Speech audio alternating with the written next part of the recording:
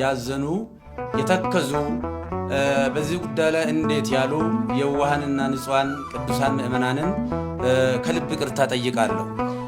ቤተክርስቲያንም ደግሞ በዚህ ጉዳይ ስሟ በመነሳቷ ታላቋ ቤተክርስቲያን ይቅርታ ልጠይቃት እወዳለሁ። ለሁላ በደንብ ግልጽ መሆን የሚያስፈልገው የእመቤታችን ቅድስት ድንግል ማርያም ንጽሕና ቅድስና እግዚአብሔር የሰጣትን ክብር ስንሰብክ ነው የኖርነው፣ ወደፊትም የምንሰብከው ነው።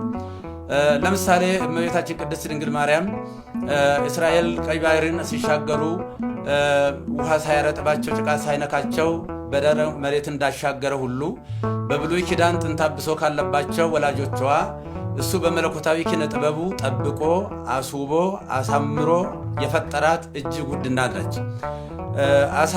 በአሳ አንበሪ ዮናስ 3 ቀን ውሎ ሲያድር አሳ አንበሪ ሳያደማው ሳይቆስለው እግዚአብሔር በኪነ ጥበቡ በመለኮቱ ጠብቆ ወደ የብስ እንዳመጣ ሁሉ ከርኩሰትና ከኃጢአት ጠብቆ በቀደመው የአዳም ጥንተ ሥጋ ፈጥሮ የሰጠን እናታችን ነች። ወላዲተ አምላክ አምላክ አምላክን የወለደች እግዚአብሔር ለእናትነት የመረጣት።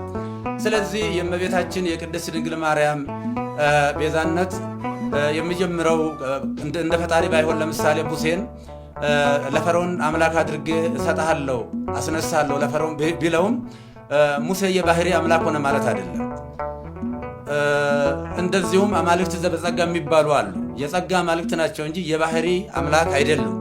እመቤታችን ቅድስት ድንግል ማርያም ቤዛዊተ ዓለም ብንላትም በእናትነቷ ሰማይና ምድር የማይወስነውን ልጅ ወልዳ በመስጠቷ ቤዛዊተ ዓለም እንላታለን እንጂ የጌታችን የአምላካችን የመድኃኒታችን የኢየሱስ ክርስቶስን የቀራንዮ የመስቀል ላይ ቤዛነትን ትተካለች ብለን አይደለም።